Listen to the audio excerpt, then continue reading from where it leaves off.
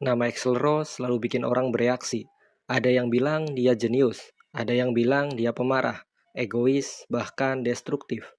Tapi satu hal yang pasti, ia adalah ikon. Vokalis utama Guns N' Roses ini nggak cuma dikenal karena suara melengking yang khas, tapi hidupnya bukan cuma naik turun, tapi seperti kereta tanpa rem, penuh energi, konflik, dan misteri. Di balik kacamata hitam dan bandana merahnya, tersimpan kisah tentang trauma, pencarian jati diri, dan perjalanan yang nggak pernah mulus. Video ini akan ngebahas siapa sebenarnya Axl Rose dan kenapa kita perlu melihatnya lebih dalam, bukan cuma dari headline media.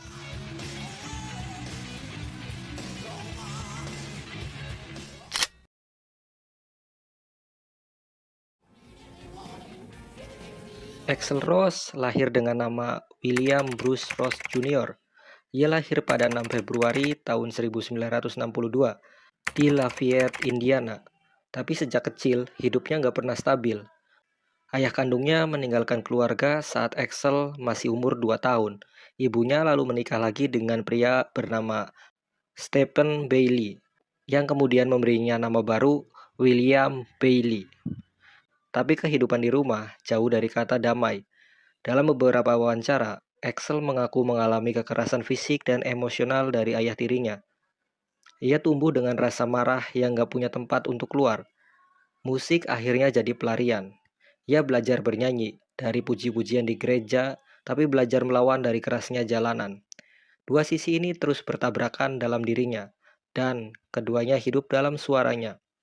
Ini adalah fondasi yang membentuk Axl, antara suara lembut yang ia pelajari di gereja dan emosi mentah yang ia simpan bertahun-tahun. Saat remaja, Axl Rose merasa Lafayette terlalu sempit buat mimpinya. Setelah beberapa kali mencoba peruntungan, di usia 20 tahun, ia akhirnya menetap di Los Angeles. Di kota inilah segalanya dimulai. Awal dia main di beberapa band kecil, termasuk Hollywood Rose bersama sahabat masa kecilnya, Izzy Stradlin. Nasib berubah ketika band mereka melebur dengan L.A. Guns, dan dari sanalah lahir formasi klasik yang kita kenal, Axl, Slash, Duff McKagan, Izzy Stradlin, dan Steven Adler. Mereka membentuk Guns N' Roses, band yang gabungin energi punk, attitude rock klasik, dan gaya jalanan khas Sunset Strip. Tahun 1987, mereka merilis album Appetite for Destruction. Awalnya penjualannya lambat, tapi saat lagu Sweet Child O' Mine meledak, album ini jadi salah satu debut tersukses dalam sejarah musik rock. Terjual lebih dari 30 juta kopi di seluruh dunia.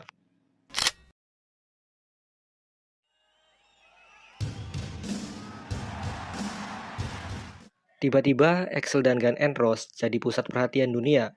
Tapi ketenaran gak datang sendirian. Di balik panggung megah dan tur dunia, Axl mulai dikenal sebagai sosok yang temperamental.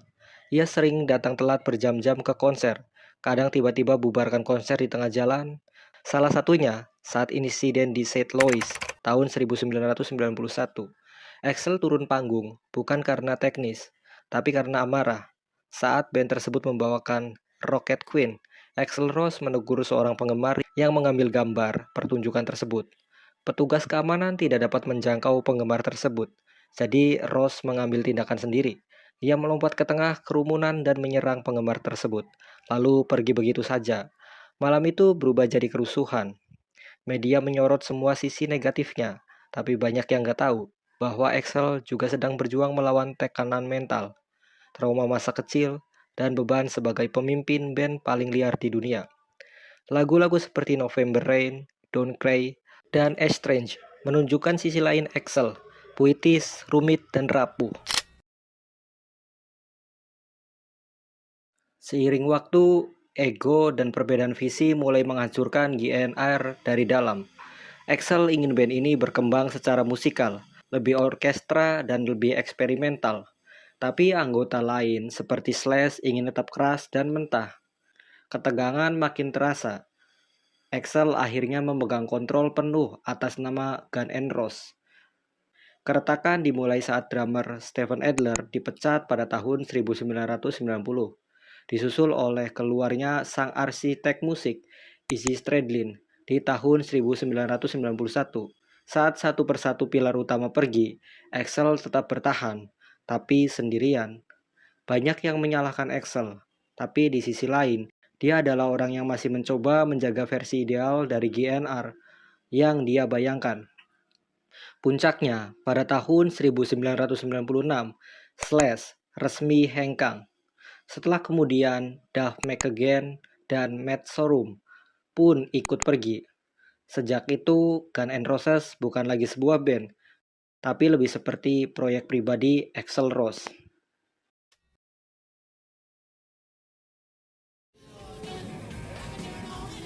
Selama 14 tahun, Axl Rose menjauh dari spotlight publik. Ia menghilang dari publik, digosipkan mengurung diri, bahkan dianggap gila. Orang mengira dia gila, terkurung di rumah mewah tanpa arah, tapi ternyata dia sedang menyusun ulang dunianya. Satu lagu, satu lapis orkestra, satu obsesi pada kesempurnaan. Tapi di balik itu, Axl diam-diam menyusun album baru, Cinese Democracy. Proyek ambisius dengan biaya produksi lebih dari 13 juta dolar. Dirilis tahun 2008, album ini sebenarnya nggak jelek, tapi banyak fan yang sudah terlalu kecewa karena menunggu terlalu lama. Dan karena ini bukan lagi Guns N' Roses yang mereka kenal.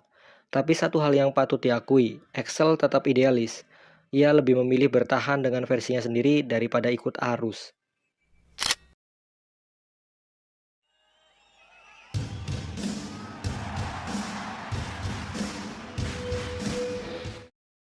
Tahun 2016, dunia dikejutkan. Axl Rose tampil kembali di Coachella bareng Slash dan Duff. Ini adalah reuni yang dianggap mustahil, tapi entah karena kedewasaan atau karena waktu yang melunakkan segalanya, Axl akhirnya membuka pintu rekonsiliasi. Sejak itu, mereka tur bareng keliling dunia, membuktikan bahwa Guns N' Roses masih bisa hidup, bahkan tanpa harus mengulang masa lalu.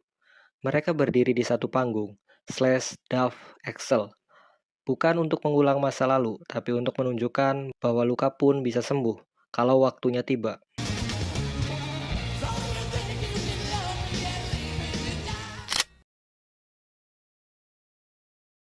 Axl Rose bukan orang yang sempurna, tapi ia juga bukan sekedar rockstar pemarah. Ia adalah simbol perlawanan, seseorang yang tumbuh dari trauma dan memilih musik sebagai cara untuk bertahan. Kalau kamu dengarkan lagu-lagunya dengan hati, kamu akan temukan bukan cuma kemarahan, tapi juga harapan, kehilangan, dan kerinduan. Itulah kenapa, untuk mengerti Guns N' Roses, kamu harus lebih dulu mencoba mengerti Axl Rose.